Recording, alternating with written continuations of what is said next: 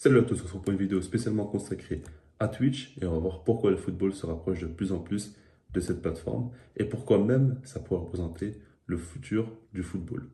Commençons par donc quelques événements qui ont eu lieu sur la plateforme et donc avec celui d'Amul Matué, le fameux match France-Espagne.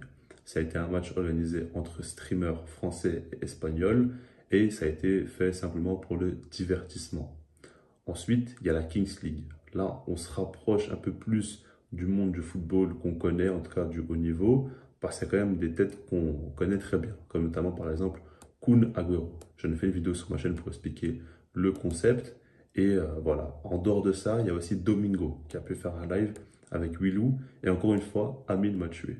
Là, ça a été carrément donc au Camp Nou, ils ont pu commenter le match Barça United, en plus de ça avec des images. Ça a été une première, donc un match européen diffusé comme ça sur Twitch, et ça a été assez fou. Et puis, il y a eu aussi donc Zach Nani qui a pu faire une interview avec Karim Benzema. Ça a été quand même un événement assez fou parce qu'il a fait une saison stratosphérique donc en 2021-2022. Tous les plus gros médias le voulaient et il a préféré aller sur Twitch.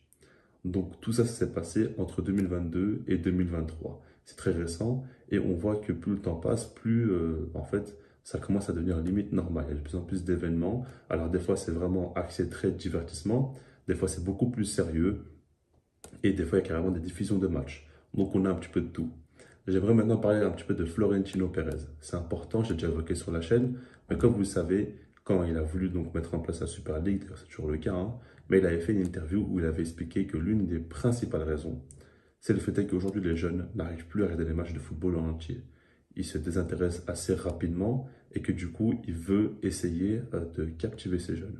Ce qu'il faut retenir de ça, c'est que du coup, on comprend que au niveau donc des parts de marché par rapport au football, des gens qu'ils arrivent à toucher, il y a de moins en moins de jeunes. Et du coup, ils essaieraient un petit peu de pallier à cela. Et sur Twitch, il y a énormément de jeunes, évidemment. C'est la grande partie des gens qui s'y trouvent, en tout cas là-bas, et ceux qui regardent du contenu. Et c'est important de le prendre en compte. Le football recherche ça par rapport donc au fait qu'ils doivent cibler des personnes précises et du coup on s'attaque aux jeunes désormais. De base, normalement les jeunes regardent tous du football. Aujourd'hui c'est vrai que quand on est jeune, on va sur YouTube, on va sur Twitch, on joue à des jeux vidéo, etc. Il n'y a plus que le football dans la vie. Il y a beaucoup de choses qui sont arrivées entre-temps. Et quand par exemple il y avait des déclarations comme quoi Fortnite, pendant un moment, ont eu une forte concurrence sur le football, ça paraissait fou, mais en réalité, c'est vrai. Parce que du coup, les jeunes préfèrent jouer par exemple à Fortnite, bon, c'est plus trop d'actualité en ce moment, mais dans l'idée, vous avez compris, plutôt que de regarder des matchs de foot qui durent 1 heure et demie. Par rapport à ça, il faut le prendre en compte.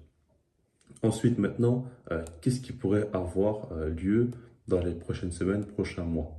Je pense que, comme je vous l'ai dit, en 2022 et 2023, on a vu une grosse évolution. Pas mal de contenus qui sont arrivés et la suite pourrait aller encore une fois dans ce sens. Au niveau des diffusions, du coup, pour pouvoir toucher les jeunes, tu diffuses des matchs sur Twitch, c'est beaucoup plus accessible. Parce qu'on parle du fait que les jeunes, déjà, oui, regardent moins, c'est un fait, ça a été dit par Florentino Pérez, mais aussi, c'est vrai que c'est compliqué avec du football aujourd'hui. Il faut quand même payer pas mal de chaînes et du coup, c'est pas non plus accessible pour tout le monde. Tout le monde n'a pas les moyens de payer un abonnement chez Canal, chez Amazon, etc. Ça, c'est évidemment un fait. Et par rapport à ça, quand tu diffuses sur Twitch, tu peux t'assurer que tout le monde peut regarder donc le contenu ici présent. Ça peut être une bonne chose. Et puis par rapport aux interviews, là, c'est encore un autre domaine. Les joueurs pourront continuer à venir maintenant sur Twitch. Et ça me paraît vraiment être une bonne nouvelle. Parce que j'ai l'impression que sur Twitch, le contenu est beaucoup plus, on va dire, sincère et que les joueurs en disent un peu plus. Alors par rapport à Karim Benzema, ça n'a pas forcément été le cas. Il n'a pas non plus dit grand-chose. Et on sait très bien que les joueurs sont souvent un peu bloqués dans leurs mots. Ils ne peuvent pas non plus dire tout ce qu'ils souhaitent dire. Alors des fois, il y a des cas comme Eto'o, par exemple, qui était parti en vrille et qui avait dit 10 000 choses. Après lui, c'est un des rares joueurs qui n'a pas sa langue dans sa poche et qui dit tout ce qu'il pense. Mais ce n'est pas toujours le cas. En tout cas, le format Twitch est plus intéressant selon moi que par rapport aux médias où souvent quand il y a une interview, c'est toujours carré et c'est toujours dans le même sens que ça va et c'est pas forcément très sincère. On sent quand même une froideur, une certaine distance entre le joueur et l'intervieweur. Et ça, pour moi, c'est pas forcément top. On peut apprendre à mieux connaître le joueur sur Twitch parce qu'il y a beaucoup plus de proximité. Et puis, par exemple, le chat, donc nous, on peut poser des questions aussi aux joueurs. Donc ça, c'est quand même très, très fort. Et donc, par rapport à ça, je pense qu'il pourrait y avoir plus de diffusion, plus d'interviews sur Twitch, que les médias vont prendre de la place. En soi, quand on regarde, c'est pas forcément fou de penser ça. Parce que la télévision, aujourd'hui, dans mon cas par exemple, je l'utilise que pour regarder des matchs de foot. Je ne regarde plus aucune émission. C'est tout sur YouTube, sur Twitch, sur Netflix, etc. Mais c'est plus du tout donc à la télé. Et par rapport à ça, on sait très bien que c'est le cas de beaucoup de jeunes. Et plus le temps va avancer, plus ça va être encore plus amplifié. Et du coup, il faudra se rapprocher des gens. Et c'est sur Twitch que va se trouver une grande part donc, des gens. Et par rapport à ça, il faut le prendre en compte. Maintenant, je ne sais pas en fait jusqu'où ça pourra aller. Il y a quand même des contrats qui sont signés. Après, par rapport aux droits TV, ce qu'il faut savoir, c'est que les contrats sont souvent pas très longs. Dans tous les plus gros championnats, on est donc sur 3 à 5 ans globalement des contrats qui sont faits. On verra quand les contrats seront terminés, qu'est-ce qu'ils vont décider de faire. Est-ce qu'ils vont continuer avec les mêmes chaînes ou plutôt se diriger vers Twitch? Et est-ce que le football ne se dirige pas forcément sur une indépendance des clubs en fait? On a l'impression que ça pourrait arriver. La Super League aussi part du fait où c'est les clubs qui organisent les compétitions. Est-ce que ce n'est pas aussi les clubs qui vont se diffuser eux-mêmes? Il pourrait y avoir beaucoup de changements, mais avec des réseaux comme Twitch, comme YouTube, tu peux donc avoir beaucoup de visibilité sans forcément avoir un diffuseur.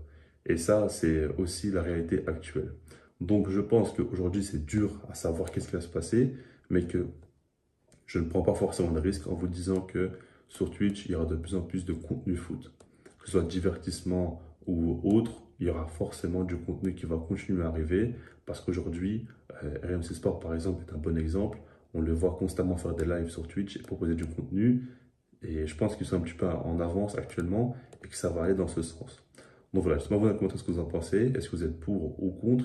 Après, je pense que c'est difficile d'être contre hein, parce que nous, c'est que du bonus, c'est encore plus facilement accessible, mais peut-être que vous avez un autre avis. Je laisse là-dessus, puis moi je vous dis peace.